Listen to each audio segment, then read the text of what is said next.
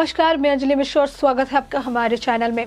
इस वक्त जो केंद्र सरकार है उन्होंने कृषि कानून जो बनाए थे, जिसे काला कृषि कानून जो है किसान बताते हुए नजर आ रहे हैं और इसके खिलाफ वो प्रदर्शन कर रहे हैं। आपको बता दें कि 26 नवंबर को इस जो काले कृषि कानून बताते हुए किसान जो प्रदर्शन कर रहे हैं, इस आंदोलन को तकरीबन 1 साल हो जाने वाले हैं। और ऐसे में इस मौके पर आपको बता दें कि अगले साल ही आने वाले वक्त में उत्तर प्रदेश में विधानसभा चुनाव भी होने वाले हैं और इसी मौके को देखते हुए जो किसान नेता है राकेश टिकैत, उन्होंने सरकार को घेरने की कोशिश की है। उन्होंने खुली चेतावनी देते हुए कहा है कि जिस तरीके से उनका महापंचायत लखनऊ में होने वाला है, अगर इस महापंचायत में खलल डाला गया तो इसका परिणाम जो है सरकार को भुगतना पड़ेगा। साथ ही साथ उन्होंने ये भी कहा है कि अगर उनके महापंचायत में खलल डाली गई तो इसका खामियाजा नरेंद्र मोदी और साथ ही साथ योगी आदित्यनाथ को भुगतना पड़ेगा, क्योंकि उन्हें फिर उत्तर प्रदेश में पांव ही रखने नहीं दिया जाएगा।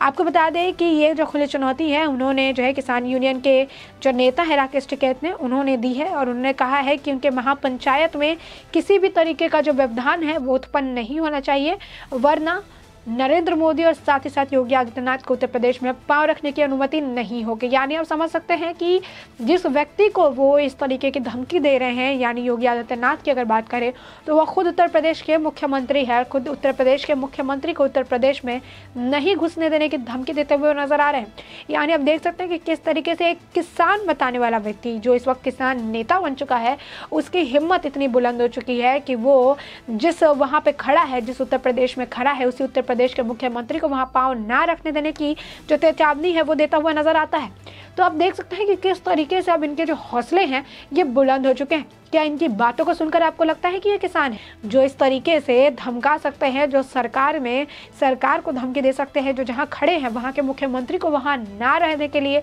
वहां पांव ना रखने देने की चेतावनी दे सकते हैं? क्या इस तरीके से कोई किसान जो है बात कर सकता है? क्या इस तरीके से कोई किसान अपने ही किसान वाले मुद्दों पर राजनीति कर सकता है?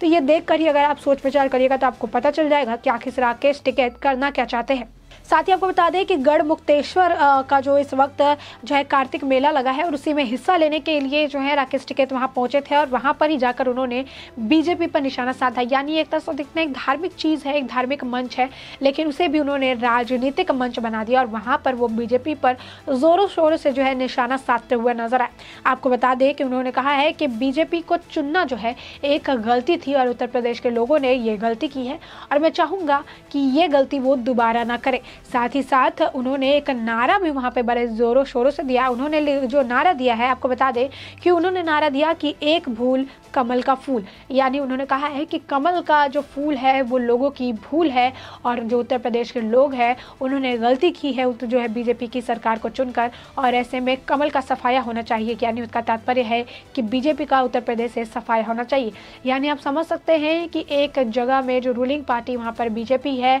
रूलिंग पार्टी के जो मुख्यमंत्री योगी आदित्यनाथ है, और ऐसे में उस पार्टी को उसी की जगह में खड़े होकर धमकाना, यानी इनकी हिम्मत की दाद देनी पड़ेगी। और साथ ही साथ ये भी कहना पड़ेगा कि राकेश टिकैत काफ़ी ढीठ किस्म के इंसान है, जिन्हें पता है कि चाहे मैं कितना भी बड़बोला काम क्यों ना कर लूँ, चाहे मैं कितना भी बकवास क्यों ना कर लूँ, मेरे ऊपर किसी भी तरीके का मुकदमा नहीं किया जाएगा, मेरे ऊपर जो है किसी भी तरीके का एक्शन नहीं लिया जाएगा, क्योंकि मैं तो आया हूँ यहाँ पे ये काम करने के लिए। मैं यहाँ पर आया ही हूँ कि मैं हर वक्त जो है सरकार को चेतावनी देती रहूँ, मैं हर वक्त जो है सरकार को घेरने का काम करते रहूँ, मैं जो हर वक्त जो है मैं इस तरीके की बयानबाजी करता रहूँ। मुझे तो ये एक सवाल है कि पिछले 1 साल से वो महापंचायत कर रहे हैं, पिछले 1 साल से हर बार जो है सरकार को चेतावनी दे रहे हैं, मैं ऐसा करूँगा, मैं वैसा करूँगा, मैं ये कर दूँगा। इस तरीके से सरकार नहीं काम कर रही है, सरकार आई तो मैं पाँव रखने नहीं दूँगा। तो वो भी जो है इस वक्त जो है हवाई बयानबाजी जो है वो करते हुए नजर आ रहे हैं। और उनको जो जिस तरीके से जो किसान है जिन्होंने को जो नेता बना रखा है, उन्हें लगता है कि टिकैत जो है उनके भलाई के लिए सोच रहे हैं, उनके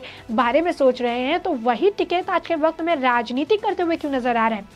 ये भी एक सोचने की बात है। जो लोग हैं जो अंध तरीके से राकेश टिकैत को फॉलो कर रहे हैं, राकेश टिकैत की बातों पे उठना बैठना सब कर रहे हैं महापंचायत, उन्हें अब तक ये समझ में नहीं आ रहा है कि जो किसान का मुद्दा था, जो कृषि कानून था, वो आज के वक्त में राजनीतिक मुद्दा किसने बना दिया, इसे पॉलिटिसाइज्ड किसने कर दिया।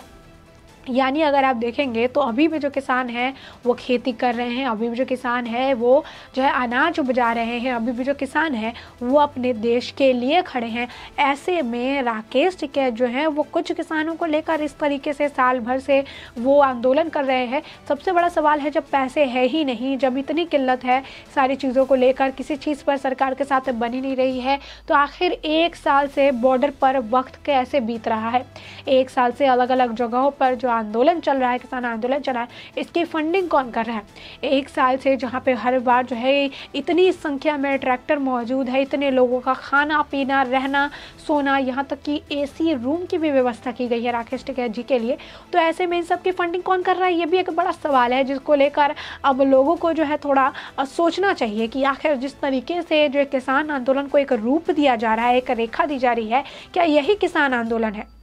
ये समझने की ज़रूरत है कि जितनी जो करीब आ रही है, जो विधानसभा चुनाव आ रहा है उत्तर प्रदेश का, उतनी ही ज़्यादा इनकी तिलमिलाहट बढ़ती हुई जा रही है, उतनी ही ज़्यादा ये ज़ोरों शोरों से जो है काम करते हुए नज़र आ रहे हैं, उतनी ज़्यादा वो सरकार को घेरते हुए नज़र आ रहे हैं कि सरकार की एक चूक और हम सरकार पर चढ़ के बैठ जाएंगे। यानी राकेश टिकैत जी जो है यहाँ पर किसानों के हित की नहीं बल्कि खुद के हित की सोच रहे हैं कि किस तरीके से वो अपने चेहरे की वैल्यू बढ़ा ले, किस तरीके से जो है वो इसको पूरा पॉलिटिसाइज कर सके, किस तरीके से वो राजनीति में कूद सके। और आने वाले वक्त में ये जो है वक्त दूर नहीं है जब तरीके से वो भी जो है एक पार्टी अपने से करके क्लेम करना शुरू कर देंगे कि ये किसान की पार्टी है, ये इस तरीके से होना चाहिए, ये सारी चीज़ें हम करेंगे। तो ये वक्त जो है दूर नहीं है जिस तरीके से इस वक्त राकेश टिकैत काम कर रहे हैं। साथ ही साथ आपको बता दें कि सिर्फ यही नहीं, राकेश टिकैत का एक और बयान सामने आया है जिसमें वो कहते हुए नजर आ रहे हैं कि जो है वो राजनीति से जुड़े हुए बात कहाँ करेंगे। जहाँ पर कार्तिक मेला लगा हुआ है वो वहाँ गए हैं, जब उनसे पूछा गया कि आप यहाँ पर आकर एक ऐसे प्लेस पर आके एक ऐसे मंच का इस्तेमाल आप राजनीतिक बातों के लिए कर रहे हैं, तो इसके पीछे का कारण क्या। तो उन्होंने कहा कि मैं अगर राजनीतिक बात यहाँ नहीं करूँगा तो कहाँ करूँगा। और जो लोग भी मेरे महापंचायत में आते हैं, जो लोग भी यहाँ आते हैं, वो इसीलिए सुनने आते हैं, ये बयान ही सुनने के लिए आते हैं जो मैं राजनीतिक बयान देता हूँ। यानी एक व्यक्ति जो खुद एक किसान है, जो हरी रंग की टोपी, हरे रंग का शॉल और वाइट कलर की कमीज पहनकर अपने आप को बेदाग बताता हुआ, किसानों का मसीहा बताता हुआ नजर आता है, वो इंसान ये बात कबूल करता है कि वो एक मंच पे खड़े होकर राजनीतिक तौर पर एक बयान दे रहा है। क्या अब भी लोगों की आंखें नहीं खुल रही है कि किस तरीके से एक नेता बना बहरूपिया जो है वो इस वक्त जो है सरकार को चेतावनी दे रहा है, किस तरीके से वो इस पूरे मुद्दे को जो है अपने तरफ करने की कोशिश कर रहा है, किस तरीके से जो है राकेश टिकैत की हिम्मत इतनी बढ़ती हुई जा रही है कि हर बार वो जो है चेतावनी दे रहे हैं। उन्हें अभी तक ये भी नहीं समझ में आ रहा कि सरकार उन्हें सीरियसली लेती भी नहीं है, क्योंकि जिस तरीके से वो चेतावनी देते रहते हैं, अगर आम आदमी की बात करें तो उन्हें इसका खामियाजा बहुत जल्दी भुगतना पड़ सकता था, लेकिन सरकार उन्हें जो है सीरियसली ही नहीं लेती है कि आखिर राकेश टिकैत जो बोल रहे हैं उन्हें बोलने दीजिए, उन्हें जो है फेम से मतलब है। अगर आप ध्यान से देखेंगे तो जब भी राकेश टिकैत जो है वो टीवी पर नहीं आएंगे, जब भी राकेश टिकैत जो है थोड़े सुर्खियों में नहीं आते, जब भी राकेश टिकैत जो है उनको वाहवाही नहीं मिल रही होती है, तो वैसे ही इस तरीके का एक छोटा सा बम फोड़ देते हैं कि ताकि मुझे मेरी तरफ जो है सारे जो नज़र है मेरी तरफ आ जाए, सारे जो लोग हैं वो मेरी तरफ देखने लगे, सारा जो अटेंशन है मेरी तरफ आ जाए, सारे अखबार मेरे को कवर करने लगे। ऐसा एक विवादित बयान दे देंगे जिसके बाद राकेश टिकैत जो है सुर्खियों का पात्र बन जाते हैं और सुर्खियों में बने रहते हैं। तो ये साफ तौर पर दिख रहा है कि यहाँ पे किसान के मुद्दे की बात नहीं हो रही है, यहाँ पर जो कृषि कानून है उसको लेकर बात नहीं हो रही। कृषि कानून को लेकर ये आंदोलन शुरू तो हुआ था, लेकिन आज के वक्त में जब ये आंदोलन को 1 साल होने लगे हैं तो कृषि कानून का जो मुद्दा है उसे छोड़कर सारे मुद्दे की इसमें बात होती है। राकेश टिकैत हर मुद्दे को लेकर बात करते हैं, पर्टिकुलर किसान वाले मुद्दे को छोड़कर, और हर मुद्दे को करने के बाद वो वहाँ पर किसान का नाम जोड़ देते हैं। जब उनसे कुछ कहा जाता है तो उसके बाद वो राजनीतिक खेल खेलने लगते हैं। जब उन्हें पकड़ने के लिए आया जाता है, उन्हें जो उनके ऊपर जो है आरोप लगाए जाते हैं, फिर वो किसान का चोला पहन लेते हैं। तो ये है राकेश टिकैत। साथ ही आपको बता दें कि सिर्फ यही नहीं, उनकी हिम्मत की भी दाद देनी पड़ेगी। उन्होंने आपको बता दें कि उन्होंने कहा है कि जब जो योगी आदित्यनाथ है उन्हें उत्तर प्रदेश के कई और जगहों का दौरा करने की ज़रूरत है, लेकिन लखनऊ का दौरा वो नहीं कर सकते हैं। क्यों? क्योंकि वहाँ पे राकेश टिकैत जो है वो अपनी महापंचायत चलाने वाले हैं, और ऐसे में यहाँ पर जो है योगी आदित्यनाथ के आने की मनाही है। यानी खुद के जगह के मुख्यमंत्री खुद के ही एक जगह पर नहीं जा सकते, क्योंकि वहाँ पर राकेश टिकैत जो है वो महापंचायत करेंगे। उन्होंने कहा है कि यहाँ पर उनको आने की परमिशन बिल्कुल भी नहीं है, और अगर वो आते हैं तो योगी और साथ ही साथ मोदी जो है उनको यहाँ पर पाँव नहीं रखने दिया जाएगा। यानी जिनकी ज़मीन पर वो पाँव रख चुके हैं उनको इनकी ज़मीन से ही बेदखल करने की बात वो करते हुए नजर आते हैं। तो आप देख सकते हैं कि किस तरीके से राकेश टिकैत की हिम्मत जो है बढ़ती हुई जा रही है, और वो सरकार को जो है सीधे निशाने पर लेते हुए नजर आ रहे हैं। कहीं ना कहीं सरकार सरकार की भी अगर बात करें तो वो इस तरीके से खुली छूट देकर रखी है, जिसकी वजह से एक किसान का जो नेता है इस तरीके के बड़बोले वचन बोलता हुआ नजर आता है, इस तरीके की बड़ी बड़ी बातें करता हुआ नजर आता है, जिसका निष्कर्ष निकलकर कुछ भी नहीं अब तक निकल कर आ पाया है। उन्होंने कहा है कि वो जो है पहले ही बताया कि 26 नवंबर को जो है इस पूरे किसान आंदोलन के 1 साल हो जाएंगे। इससे पहले 22 नवंबर को उन्होंने महापंचायत रखी है और उन्होंने कहा है कि इस महापंचायत में किसी भी तरीके का जो है व्यवधान उत्पन्न नहीं होना चाहिए, वरना ये जो है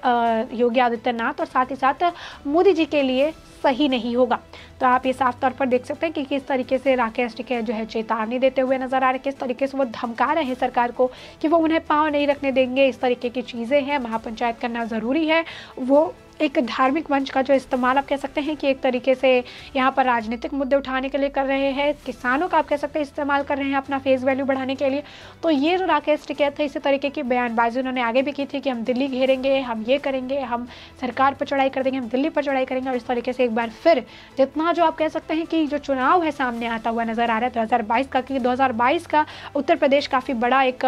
जगह है और ऐसे में वहाँ की जो सीटें हैं काफ़ी ज़्यादा है और वो काफ़ी ज़्यादा मायने रखता है कि आखिरकार 2022 में जिस तरीके से चुनाव होने वाले हैं तो उसकी रूपरेखा जो है 2024 में तय करेगी कि आखिर कौन जो है राजा होगा। और ऐसे में इसको देखते हुए आप कह सकते हैं कि राकेश टिकैत भी अपने फॉर्म में आते हुए नजर आ रहे हैं और एक के बाद एक इसी तरीके की बयानबाजी देते हुए नजर आ रहे हैं ताकि वो सुर्खियों में बने रहे, लोग उन्हें भूल ना जाए और वो जो है अपने फेस वैल्यू को आगे की तरह ही बढ़ाते हुए नजर आए। ऐसे में राकेश टिकैत के इस बयान पर आपकी जो राय है हमें कमेंट सेक्शन में कमेंट करके जरूर बताएं।